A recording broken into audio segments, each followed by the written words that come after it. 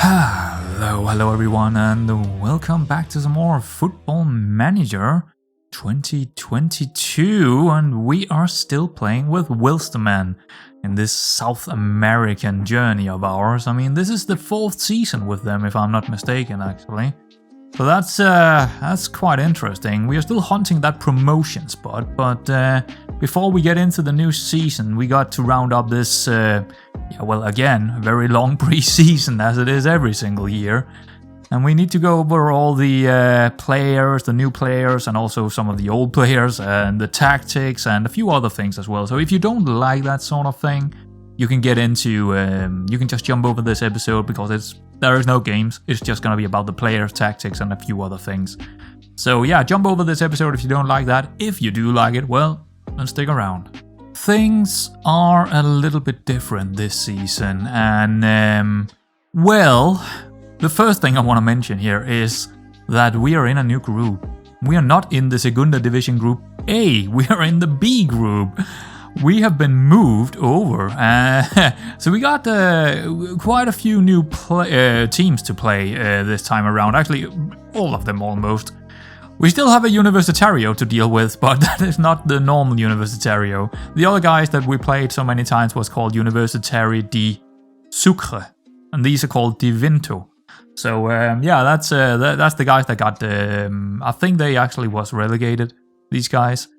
So it's actually not to our advantage being moved over to this B group, because 4 out of the top 7 are in this group, including us. I believe that is Moyokoya, who we are gonna play, and I believe it is Torre Furete, and it's also Universitario di Vinto. And yeah, that's the teams, and you can also probably tell from that all the good teams have badges. But yeah, I don't know why all the other teams have blue badges and probably will play in blue as well, but yeah, whatever. But yeah, we're definitely in a pretty tough group here, but I still expect us to go to top 2 at least. So what I want to say about the friendlies here is that this was a very, very solid preseason when it comes to the friendlies and tactical and all that. But we'll get more into the tactics. But what I want to say here is that we have played some really big teams down here near the end, right? These teams are all in the Primera Division, one league above us. Bolivar is right now number 1 in the division. 20 points. Bolivar, right? We beat them 7-0. Same with Independent Petrol, whatever that name is. I don't know where they actually are. They're 10th, right? So they are a little bit above, a little bit further down the list here, but still, they are in the Premier Division, right? We beat them 5-1. We did have trouble with Real Tomayapo and also Real Potosi, who is our, senior affiliate. And I know exactly why we are struggling against these teams and having no problem against the other ones. But that is tactical. I want to get into that later on. Right now, it's going to be about the players. But I just want to say, we had a fantastic preseason. Fantastic. So let's get into the players here. Right, so here we are. We are in the squad depth. And yeah, you know I like that. You know I like this page. But it of course looks a little bit different compared to the last season because of the new skin we are using here. Well, that's instead of being, it's vertical instead of being, what is it called, the other thing? Wait, I don't know. I forgot what is it called? Vertical and horizontal. What's what here? Wow, I'm confusing myself here. Horizontal, that's something that goes up, right? So this is horizontal, and the other thing, vertical, is wow.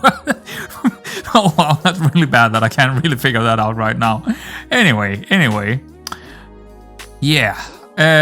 Quite a lot of new players. Also some faces that we have seen before. Well, not that some of the faces are actually. That's the thing. Last season, right? We had that little hiccup with a new skin and me having to reinstall the entire game and get new faces. But it's all good. It's all good. Let's take a look at the goalkeepers first here. We got 3 choices. Yeah, wow, 3 choices. None of them is from last year. So all of them is new faces, so to speak, right? I I'm gonna start with probably the biggest mistake of the preseason, and this is this guy, Padilla. He's Brazilian, he's 20 years old, and we are paying him way too much, because he's not even second choice goalkeeper. I'm trying to get rid of him again, get him out on loan or something, because one thing is that he's Brazilian, so he's taking up a foreigner spot, right? But we're also paying him. I don't know what I was thinking. I have no idea why I thought this was a great idea and give him £375.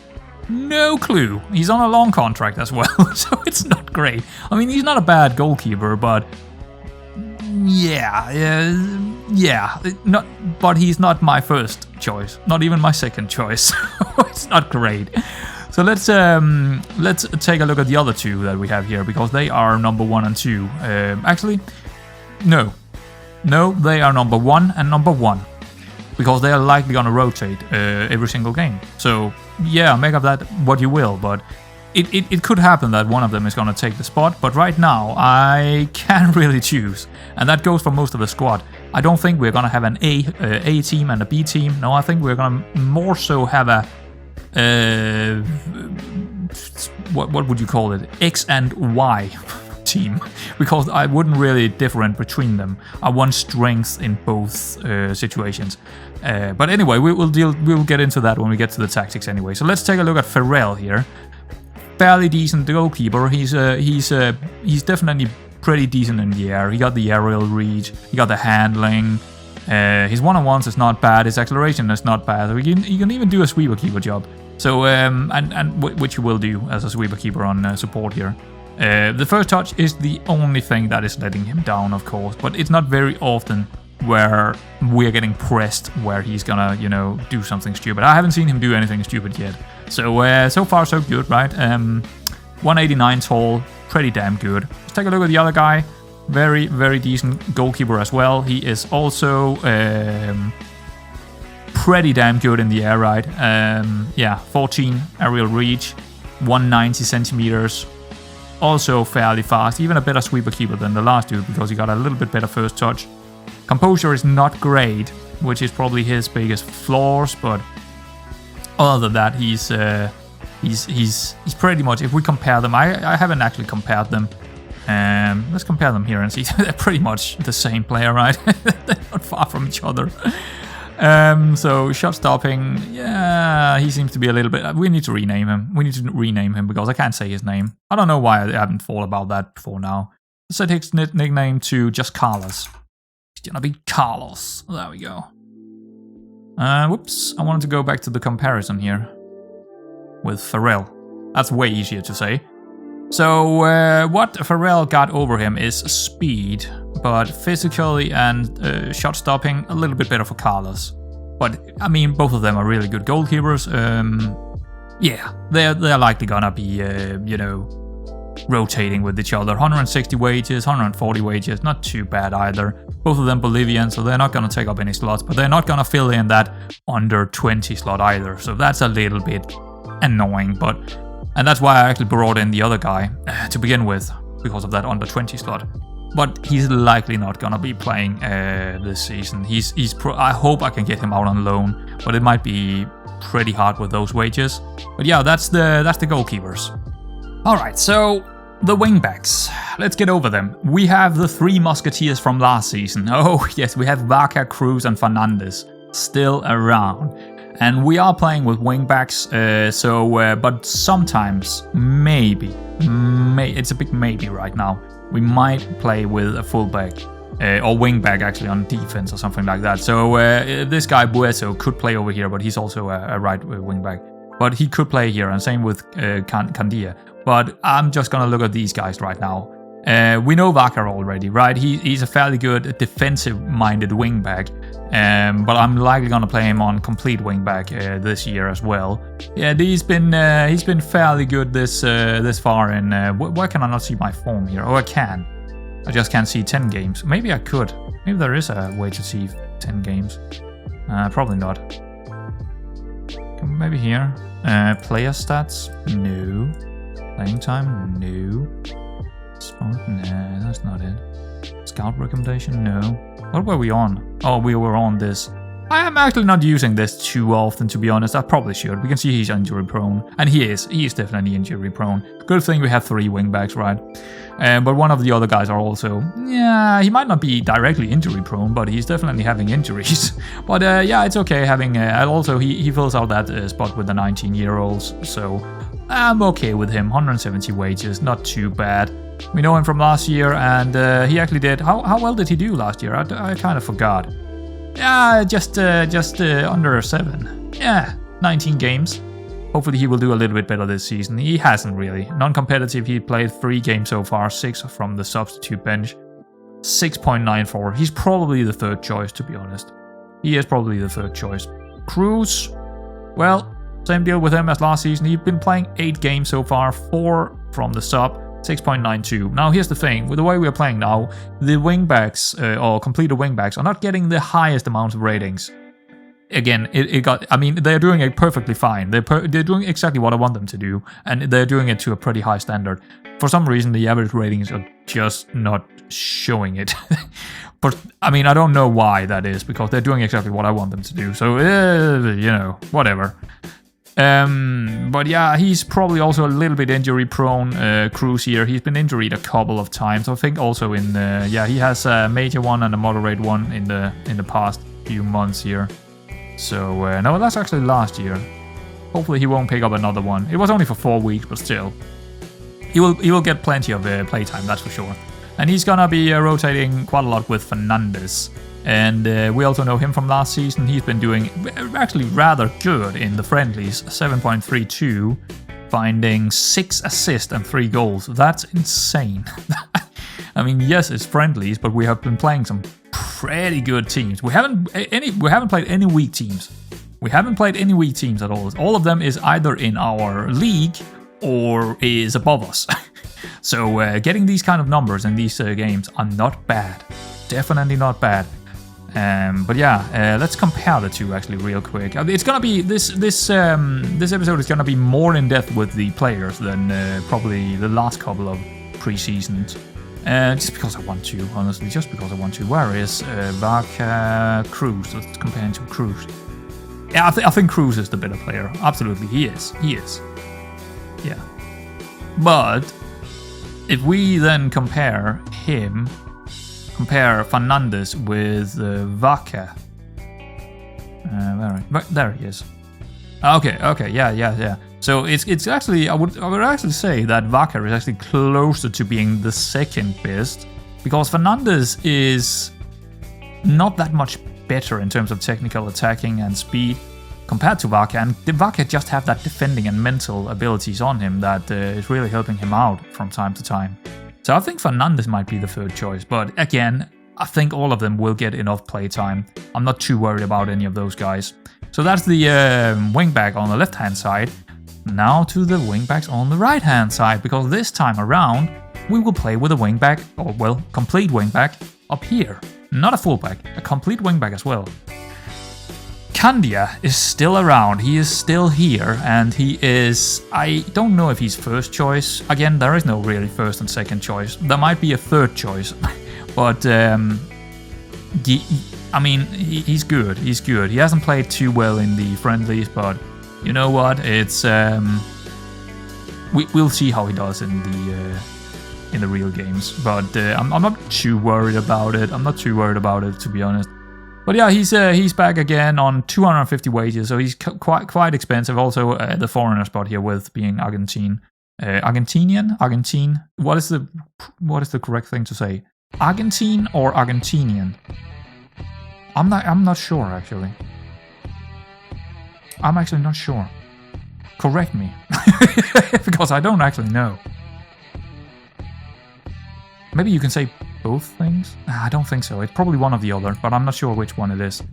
Yeah, we got him, and then we got 2 loan spells as well. As you can see, we got one guy called Bueso.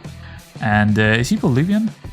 Yeah, he is Bolivian. So he's Bolivian, and he's very, very fast. He's got 16 acceleration, 15 pace, good determination, decent in tackling. But yeah, I think you can see his weak points, right? But you can also see his strengths. he's been doing quite well in the preseason. And right now, I think he might be the first choice. I'm saying first choice. Don't see them as a first and second choice. See the third guy as the third choice. Because he's gonna be the one. That third choice is gonna be the one sitting on the bench instead of playing rotation with the other guy, right? So the third choice is the second choice, so to speak.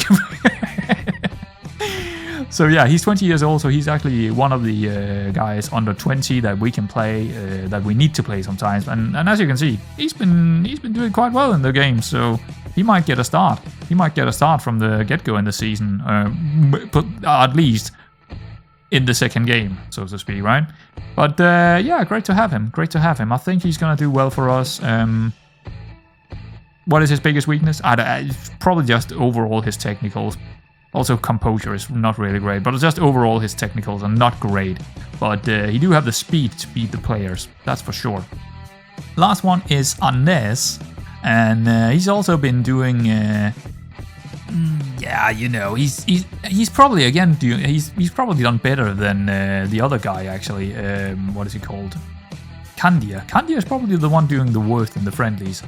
But he's also been playing some FIFA under 20 cups here as well. That was pretty interesting to follow, and he actually did quite all right in those games he played.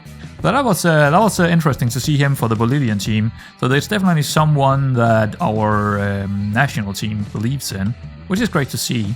But I believe he was also on loan from Always Ready, whatever that is. But he's not costing anything, and he's also only 18, so he also slots into that under 20 spots.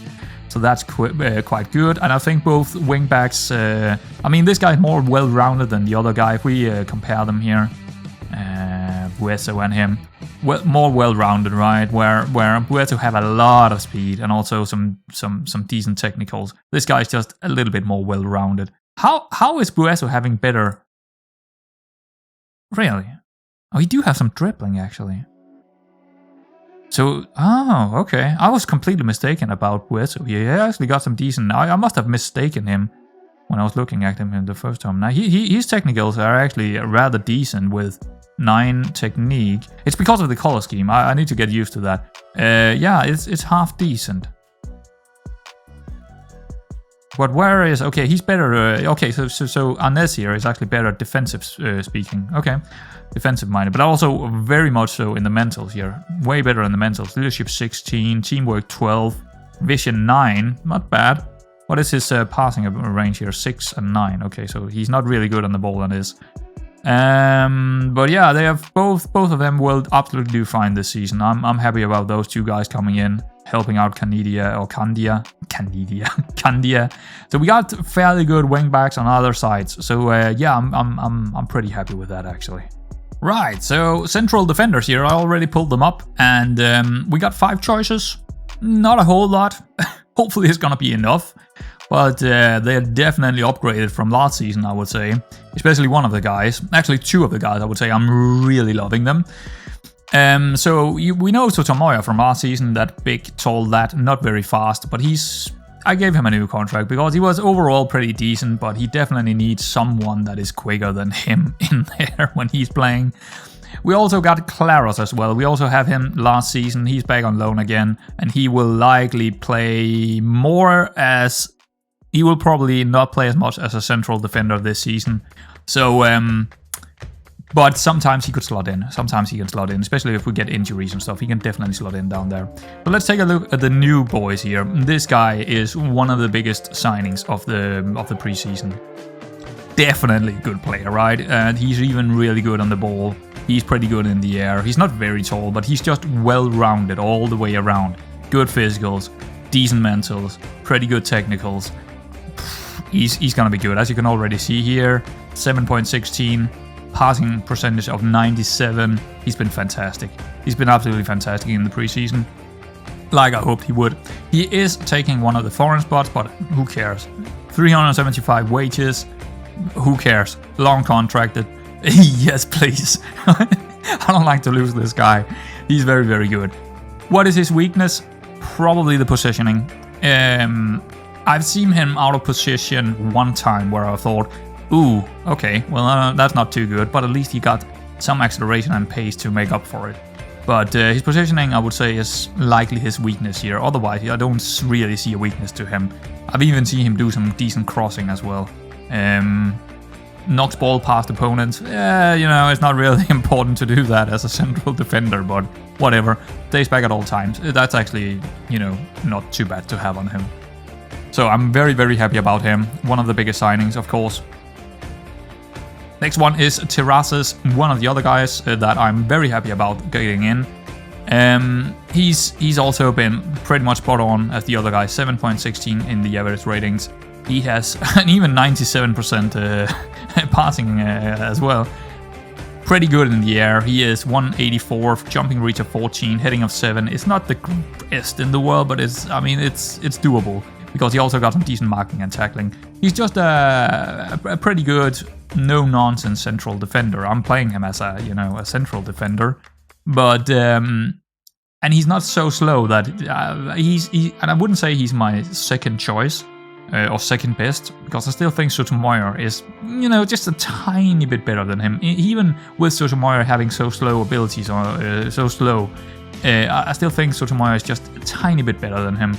But actually, let's compare the two.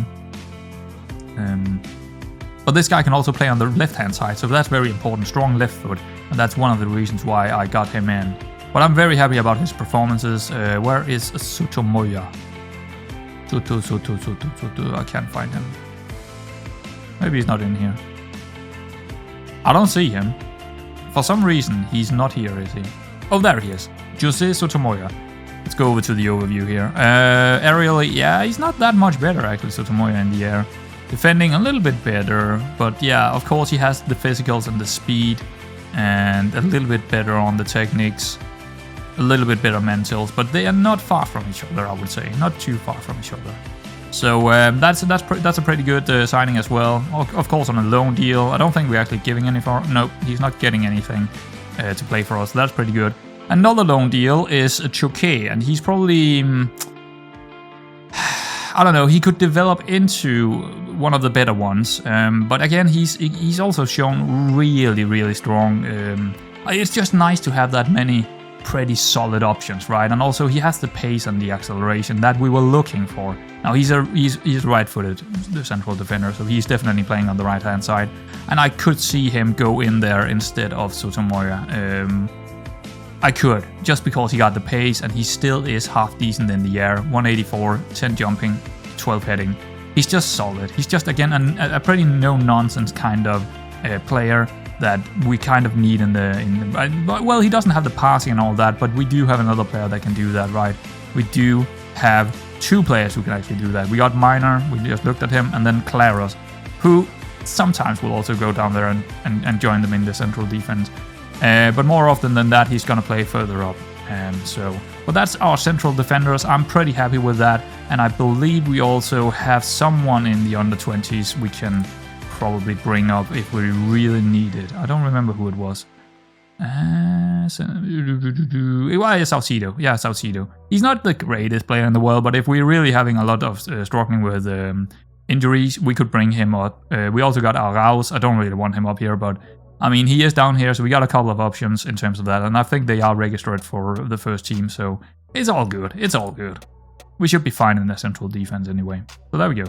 So, what about the defensive midfield? Because we do play with a defensive midfielder. Well, not really. We play with a halfback.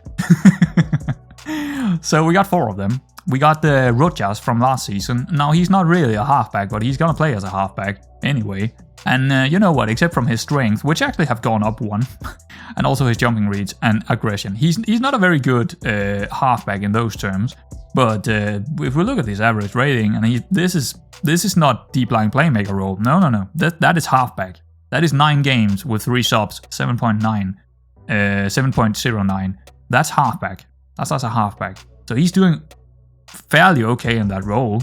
In all things considered, probably because of his passing abilities, right? He's quite good on the ball. He's quite all right on that ball, and he do have the mentals to be where he's supposed to be. He got the positioning and stuff like that, the concentration and decision making to pass the ball around and also be where he should be. So he doesn't really need to be having a lot of strength or jumping reach or aggression. he don't really need it, even in that halfback role, because usually we do have some central defenders jumping for him, and then he's just picking up the second ball, being in the right spot. So that's often what I've seen him done in that halfback role, but it's nice to have him. He's probably the best of the lot, but I don't know, because we also have this guy, who is a new one we have gotten in, 110 wages. We got him for 1 year, so or half a year actually, now only. But he's more solid. He's more solid as a halfback, and there is more than one reason, because he got the jumping reads. He's pretty tall, and he also got the tackling. He got the heading of 8, so he will win a lot of balls in the air. He knocks ball past opponents because he's also rather quick. What he do not have is I'm not sure, but he's not that great on the ball from what I've seen. He doesn't have the dribbling or anything, but he doesn't really have any, big holes in his system, right? He's just a fairly good player. And again, if him and Rodriguez are gonna rotate quite heavily on that role, as you can see here, 7.17, 96% passing accuracy. He's just been solid all around, right? So I'm very happy about our defensive midfielders, especially those two. And then we have 2 other options, which is Salazar. I don't think Salazar is going to be playing down here as much. I don't see him as a good halfback, but he can definitely go down and do it. There's not really anything stopping him from doing it in terms of his abilities. But I see him probably this time around more as a deep line playmaker, playing up on the midfield. But he could go down here and do it. But I think the third choice, more than Salazar, is probably going to be Claras. Claras is likely going to be the best one to go up here and play that halfback. Again, it might say that he's only a 1-star halfback, but I think he got the abilities to do it, absolutely. He's not as good on the ball, but he can definitely go up here and be that third choice for me, I think. So that is the defensive midfield. That brings us to the central midfield, where we got quite a lot of players that can play there, actually. I think it's probably our most versatile spot, because we got a whole list of players here. We know most of them. We know Rodriguez, but Rodriguez is likely going to play in the defensive midfield. Then we got Cap, and he can play in both the AMC and midfield role. I think more than likely he's mostly going to play in the midfield role, because he hasn't been good further up the pitch. So yeah, he's back again for another season, and 190 wages this time, not too expensive. And I think he's likely going to play on the right-hand side mostly as a central midfielder. I'm not sure he's going to. No, he's actually not going to be on attack. He's going to be on support because of our, the roles and tactical choices.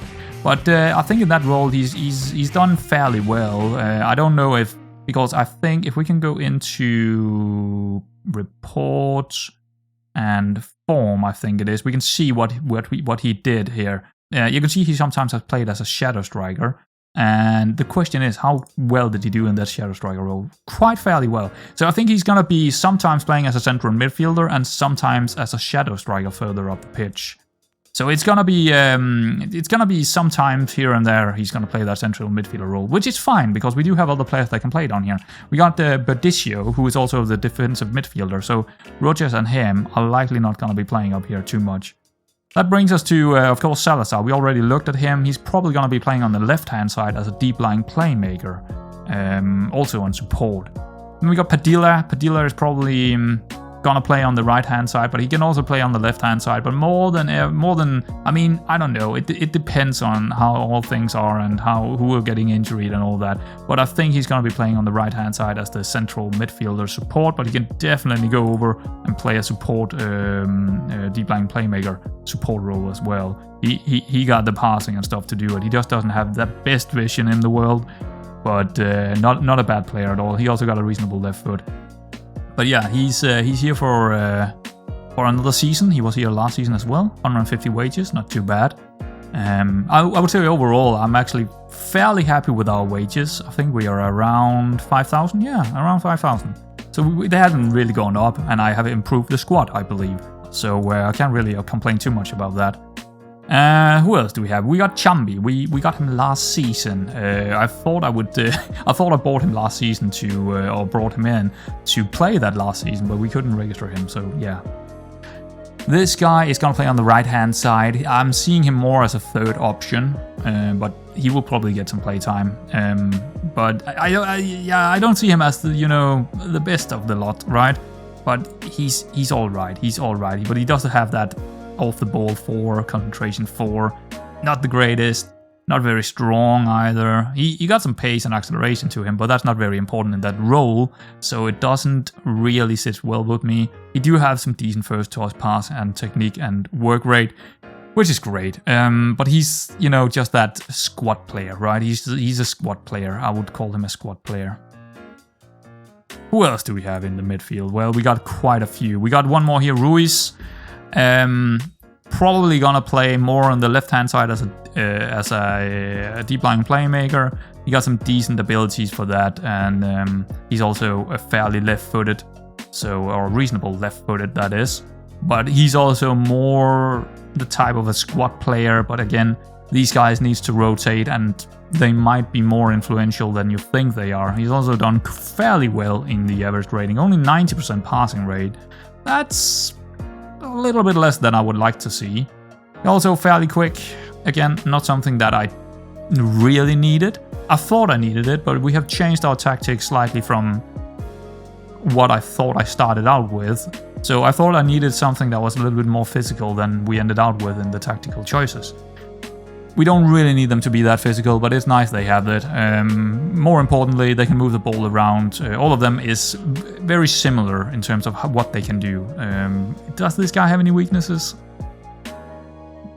I don't know. Not anything really big. Off the ball is 7 and balance is 7. That's not the greatest, but yeah, I don't really see it. He can even tackle and mark. It's not. There's nothing here that's really. The dribbling is a little bit of a problem in there, but again, I don't really want them to dribble. So yeah, he's fairly okay. He's fairly okay. Then we got Melgar, who is more shadow striker up here. More a shadow striker. We will actually get back to him, but he could also go back and play as a central midfielder, as you can see. But I don't think so, because he doesn't have the tackling and marking, but he could do that. Now, we do also have, I don't know, wow, he really went down the list. He actually started up here or something like that in his stars. Claros could also go up here and play, but I don't think he will do that too often. If ever. Now we got Javier Rodriguez, and he is one of the new intakes. He's 17 years old, so he could slot into that role with our under 20 rule thing. Now this guy, he doesn't have the physical, right? That doesn't matter. It doesn't matter. He's actually been really great. He's been fairly good, right? As you can see, and he will get some play time. He's a youngster, and he will probably play on the left-hand side as the deep-line playmaker more than he will play on the right-hand side, because he's very strong on the left-hand side with his left foot. And he got a really good first touch, which is brilliant. And the decision making is 14 as well. And he got all the rest of the stats to just sit there, take the ball, move it on, and that's the end of it. He doesn't need to move a whole lot. His biggest problem is probably his stamina. He can't play every single game, which he don't really need to, so it's all right. But that is probably his biggest weakness in terms of how we are gonna use him. I would say that's his biggest weakness, maybe along with his tackling on 6. That would be nice to get up just a tiny bit, along with the stamina. But other than that, I think he's a fairly good youngster, for us. So that is our midfield. So again, it does look like we have a lot of players in here, but many of these guys are not going to be playing here. Like Claros, I could take him out. I could take Melgar out. I could take... No, the rest is actually... Salazar, I could probably... Nah, not Salazar. But Dishio, I could take him out. I could take Rojas out. So it's more like these. We got like 6 players, right? Which is perfect. That's perfect. 6 players for 2 spots. That's pretty good. That's pretty good. I'm very happy about the midfield as well. No worries in the midfield, actually. So let's move into the attacking midfield here. And, well, here comes the big surprise. We do not play with any wingers. At all. Nah, it's not a surprise, right? Because you already knew that I was playing with complete wingbacks. So, no wingers. No wingers. We got players that can play there, but we are not gonna do it. We will play with an AMC, more specifically a shadow striker. So that's going to be interesting, and you probably have seen both Cap and Rosas by this point, but Rosas has been fantastic. But that plays into our tactic. He has been really, probably the best player in the friendlies. 7.63, 15 goals, 8 apps, 9 subs, 2 assists. Yeah, you can definitely see what I'm going for, right? And that also brings us into, tactical things. That how can he get 15 goals as a shadow striker? Well, it's because of how we're playing. Last season he didn't do this good, right? And we didn't let him do that great. He was great last season, 7 goals in 17 games. I mean, and 2 assists as well. 1 player of the match, 7.11. This season, if he's injury free and if he can keep fit and play every second game and be one of the main guys in there, he could be the top scorer. I'm not lying. He could be the top scorer with 11 finishing, composure of 10, and his decision making of 12, flair of 13. All of those things. Also, his pace and acceleration bring him into those situations. He could be the top goal scorer. I'm not lying. He could. He's a top goal scorer of the friendlies, at least. I think so. I think he is. But I don't know. Maybe one of the pressing forwards could be that. But yeah, we know him from last season, and he's rather good. Now, it's probably our weak spot, actually, because Cap hasn't been great up there. And I think more... Yeah, well, actually, he has been great up there. That's a lie. We saw it just before in the forms. It's me not thinking he's good up there, but he's actually... I think it's because he wasn't good as a... Yeah, he wasn't good as an attacking midfielder. 6.6, 7, 7.1, but he didn't really do what I wanted him to. And then I didn't play him before the shadow striker roll down here again up there. And then he did all right up there. Good XG as well. Good XG, right? So it's a lie. It's a lie. He can definitely play that role. He doesn't have the finishing and composure as the other guy, but he will get his time up there, right? He will get his time up there. If we compare them here, where is he? Rosas. They are not too far from each other. They're a little bit different, but more so similar than anything. And I think Rosas is the better player. It just doesn't look like it here, but he's the better player because of those situations we're bringing him into, where he can score with that finishing and that composure. But yeah, absolutely both of them will probably rotate between each other. Then we got the last option here, which is a new guy, Melgarth, 25 years old. I brought him in as that third choice.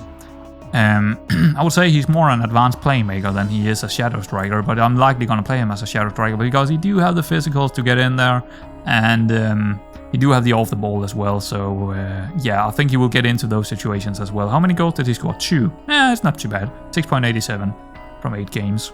It's not too bad. But he's more so an advanced playmaker, but I'm going to play him as a shadow striker. So that's the third choice as our shadow striker. Alright, so we only got one thing left, and that's looking at strikers, which we got 5 of. I think there is only one guy left over from last season, and that is Penna. We know him. We know Penna. And he's also our captain. He's 18. Oh, I thought he was 19, but no, he's still only 18 years old. And he's our captain. I mean, why not? He got the leadership, he got the teamwork, and he's been absolutely fantastic. He's even been pretty damn solid. Probably one of the best strikers in there, in the friendlies as well, with 8 apps, 5 goals, 2 assists, 7.19. You know, he's been only getting better and better. I mean, yeah, he played 20 here, but he only played 11 here and scored 9. So I would say he was really solid last season. And he will probably get the same amount of apps next season here, rotating quite heavily. But I'm expecting him to get those kind of numbers again. 7.85. That's a big one to ask him. But he's been fantastic for us, and he's one of our own products, right? He's a region. He's a region from our academy. So nice to see that at least one of those academy players are still around, still playing, still one of the key players in there. So yeah, lovely. And he's, of course, having some competition now with quite a few names. Chavez, Guretes, Villavicencio. I think we're going to look at him first and change his name. So Villavicencio is on loan, and we're going to rename him right away to just Villa. Juan Villa. Because I can't, yeah, that name, I will butcher it so many times. So he's just called Villa now. Like David Villa. No, was he called David Villa? I don't know, I don't remember. But he's very fast, he's very physical. He do have the finishing and composure to get the goals. He's scored 3 times and 6 saves in the friendly, 6.94, not too bad. He's not exactly a pressing forward, but you know what? He's gonna be playing as a pressing forward on support. Yeah, we got 2 pressing forwards, both of them on support, right? They're supporting more than they are attacking, I suppose.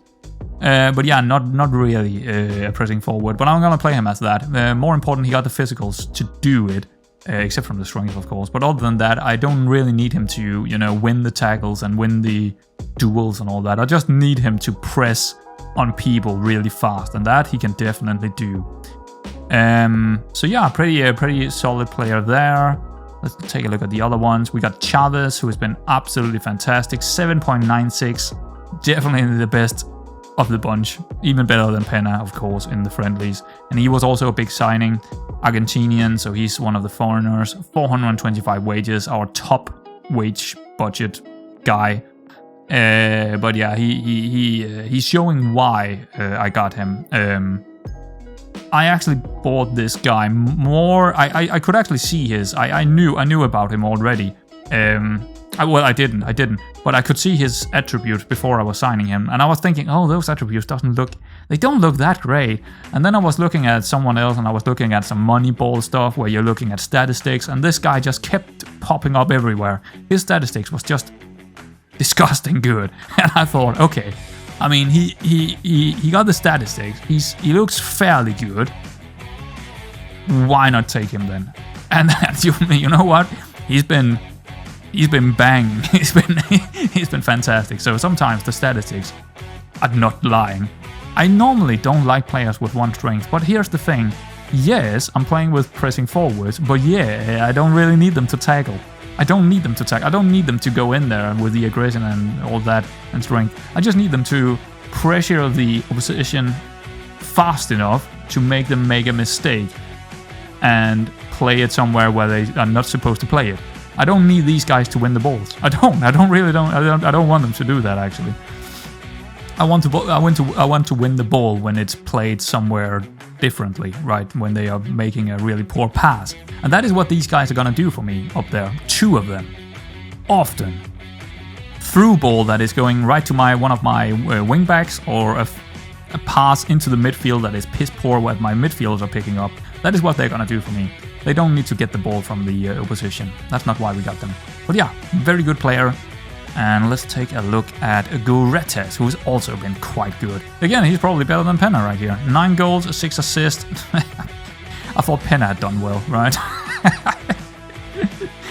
And you could argue that this guy also only 19 and Bolivian, so he's not even taking a foreigner spot. You could argue that he's actually better than the other guy, especially in terms of his where is he not here? We just take the, what? Where is he?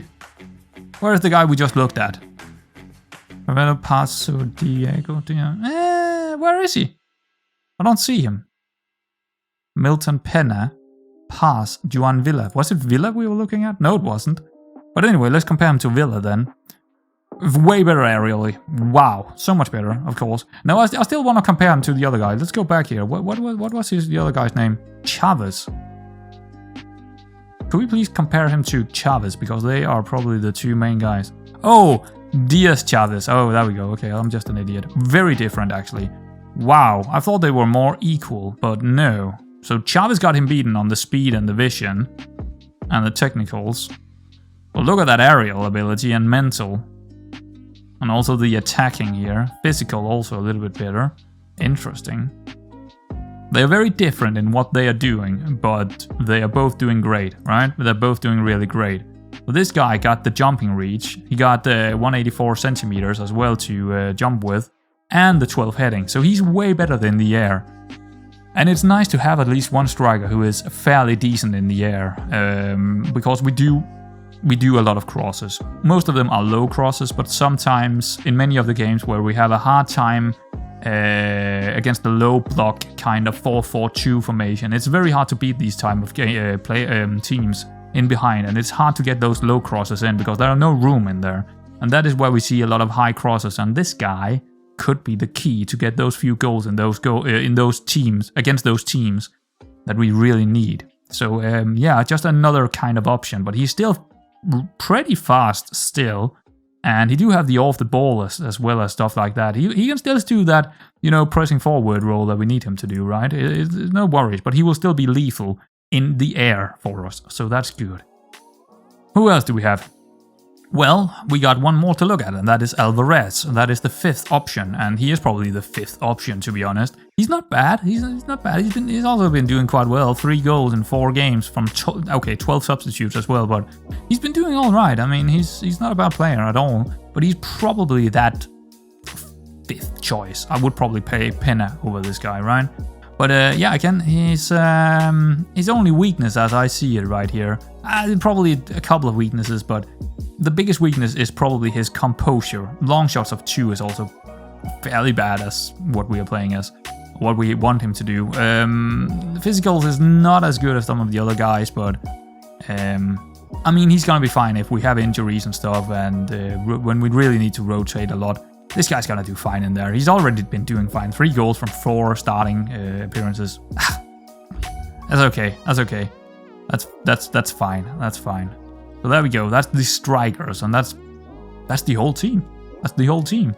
We got a couple of under 20s that could come up and play as well, but overall that's the entire team. And I know, yeah, it took longer time this time around, but there was. I just wanted to go a little bit more in depth with what kind of players we had and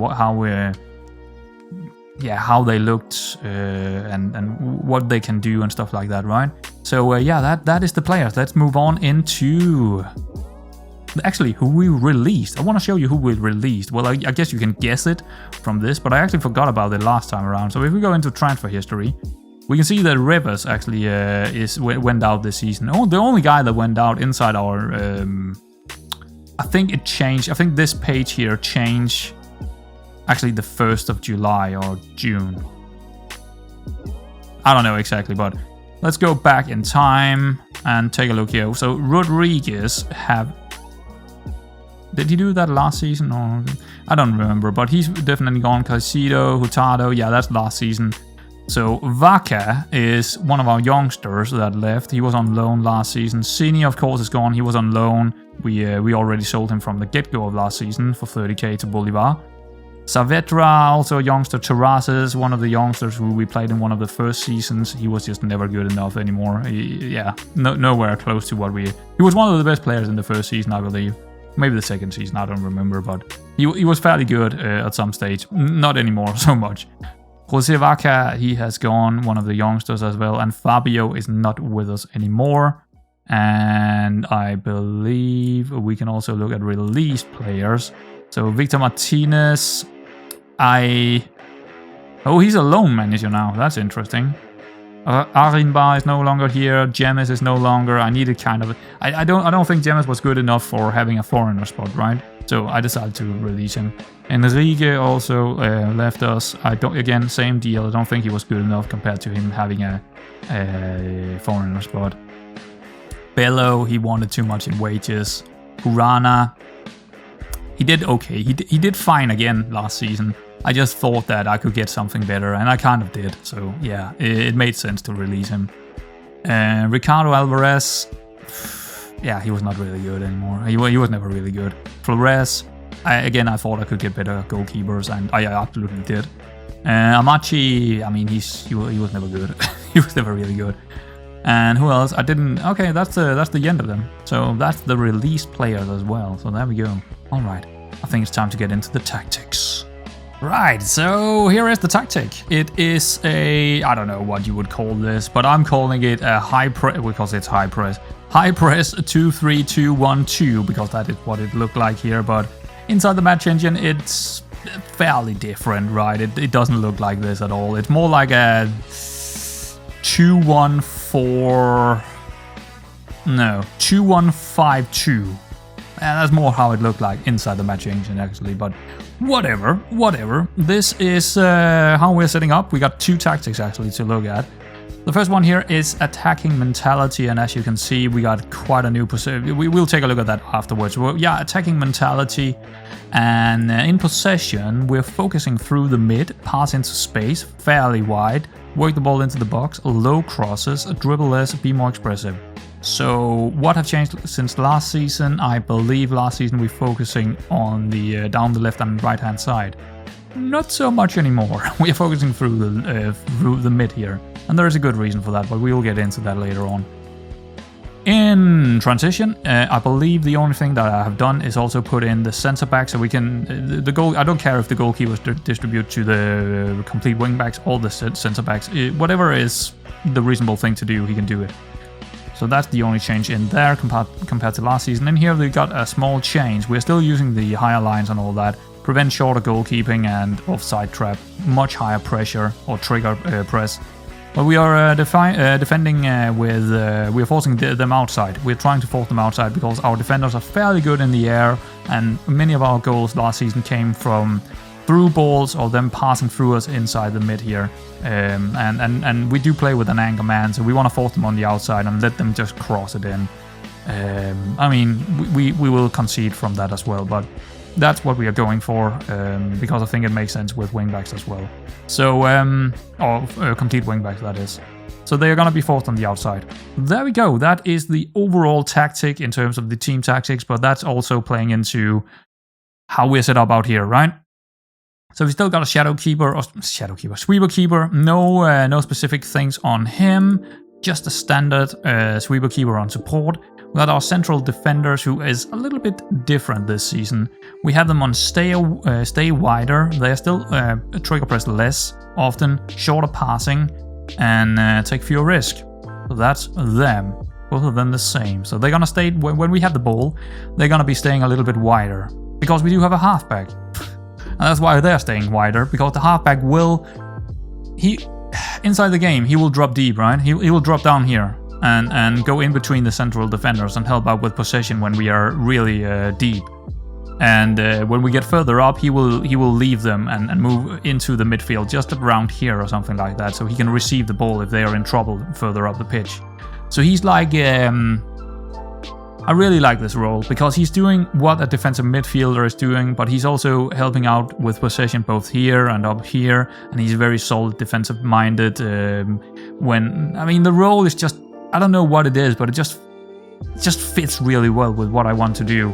So I think the halfback, even with them not really having the attribute for it, like Rojas here, he doesn't really have the attribute for it, but what we want him to do, he will do. He will do it.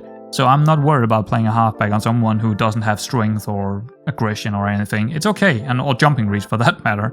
He will still do what I need him to, because we do have players down here who can, who will take the fights in the air rather than Rojas. So it's fine. It's fine. The complete wingbacks, they got shoot less often and mark tighter. That's the only thing they got all these roles as well, but that's hard coded, right? But they are on attack, both of them, so they will get really far up there and cross it in a lot. So yeah, that's of course very important to the tactic that they do that.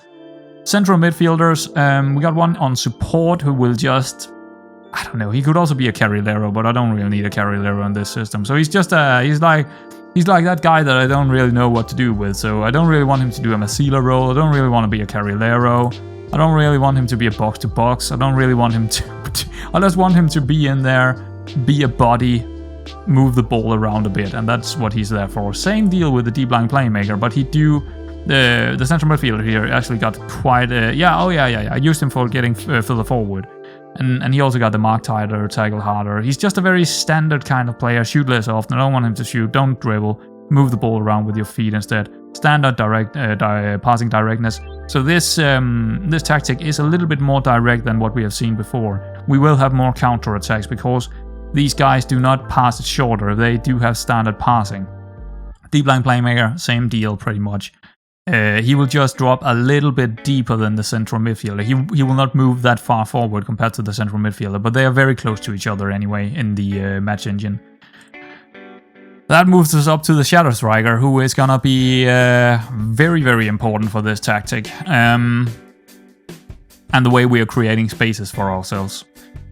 He will move into the channels, right? He will move into these channels up here, and for that he of course needs space. But he doesn't have any instructions because he's already doing exactly what I want him to in those instructions. There are no extra things in here that I'm thinking, oh, I need him to put it on, because I do want him to shoot. So I'm not putting shooting less often on him. I could put mark tighter and tackle harder on him because they will be capable of doing that, having decent marking and tackling everyone who could play up here. But I don't really need them to do that too much, and I don't really want too many yellow cards, so you know what? I'll just leave him be.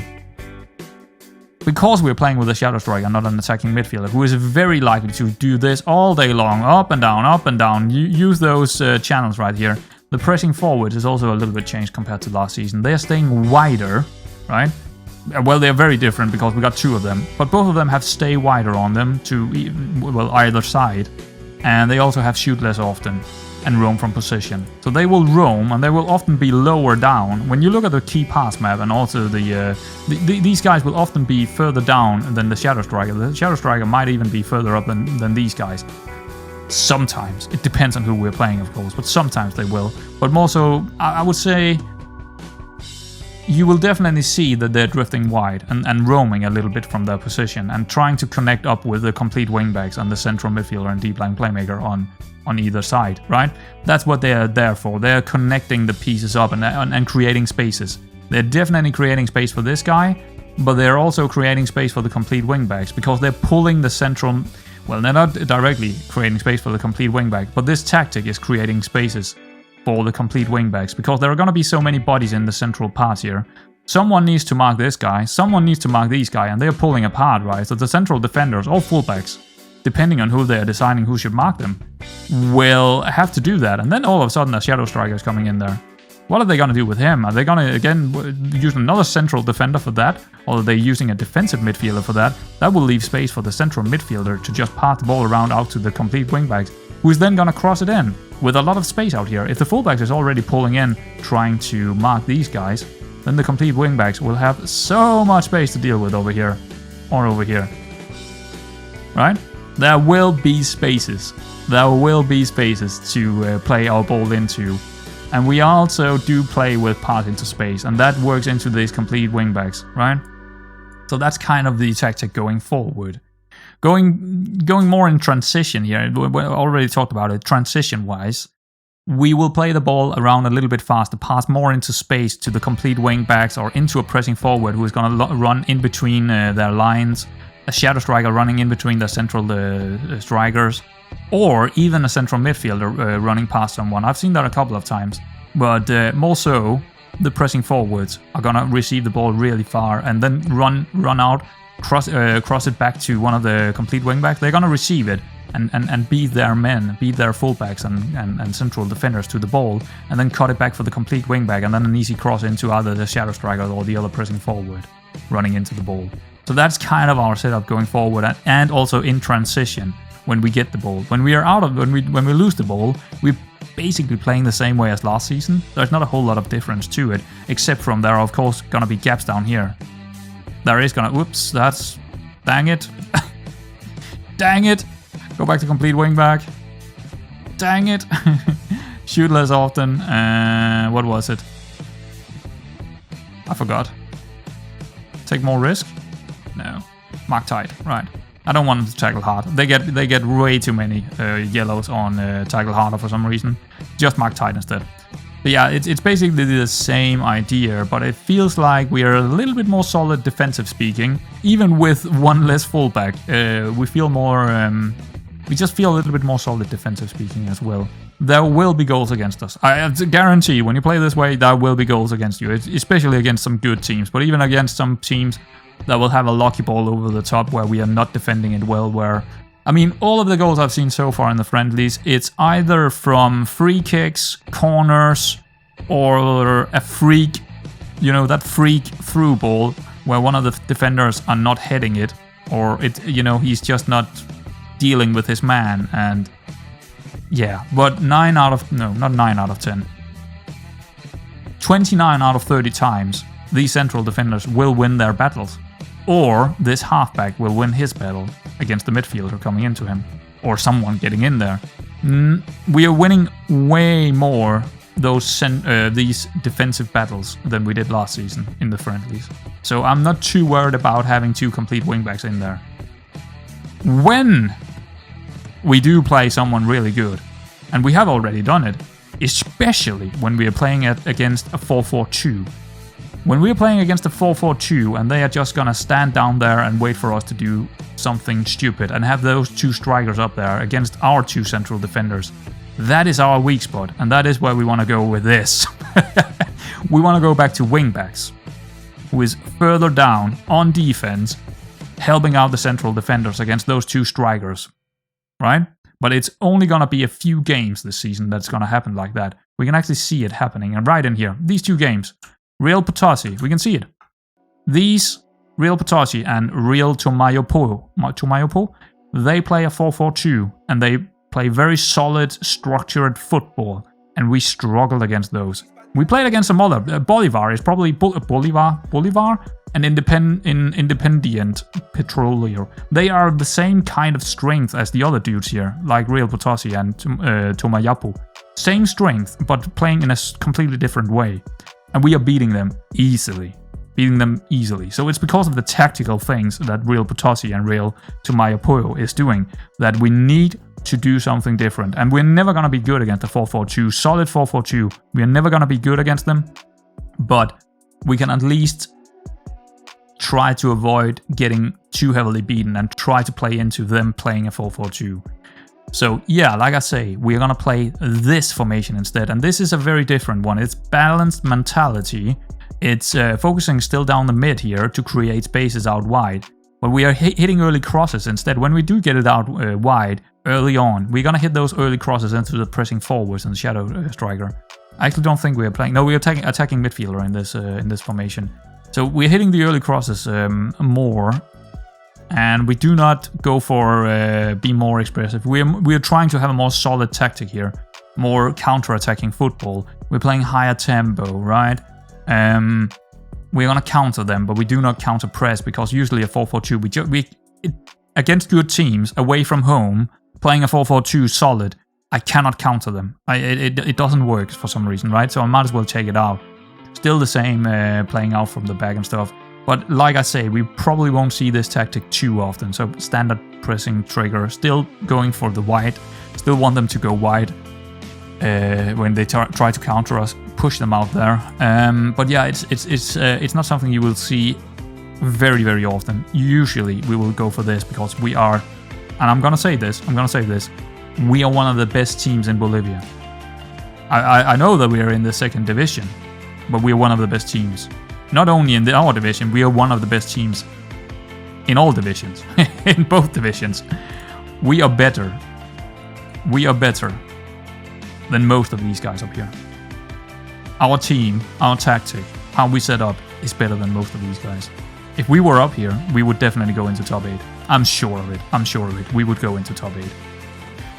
So of course we are not going to change very often. We are only going to change our tactic when we see a solid 4-4-2 and a really good opponent, which we don't have a lot of. But we do have a couple, because I think we're done with the tactic. I think that's done. This is a very long episode, guys. Wow, it's just... But I just had a lot to say here for some reason. But we do have this Group B, which is very different to what we had last time around. So let's take a look at the season preview here as a last thing before we are closing this episode down. We are 4.5 now in odds, which is double the amount we had last time. Last time we were at 14, I think, down here with EM. I think we had 14 in odds. Now we are 4.5. We have closed the gap to the big boys, and they are not even big boys compared to us. We are the big boys in this league now.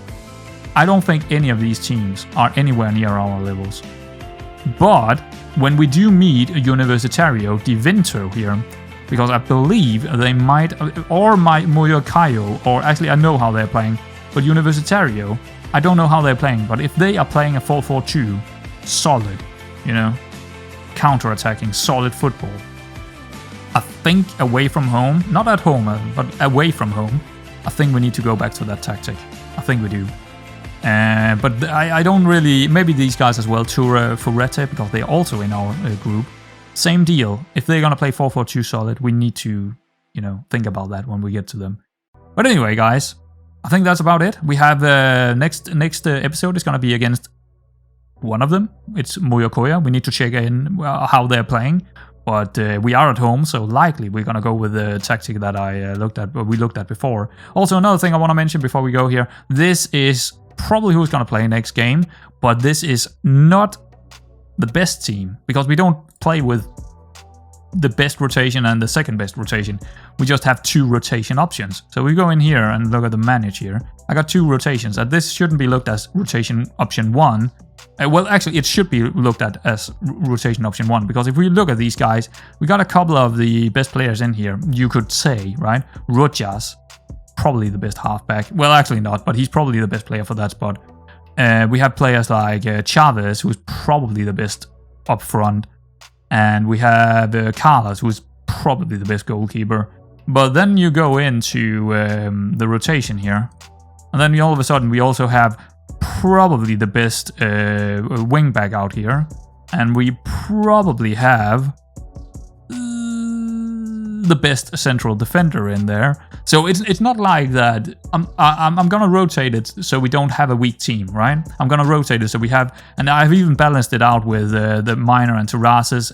You know, one of them is pretty good on the ball, the other one is terrible, but is pretty good in the air. So, and same goes for the other side. We have one that is good at one thing, same will go for the midfield and up here as well. I'm trying to balance it out, right?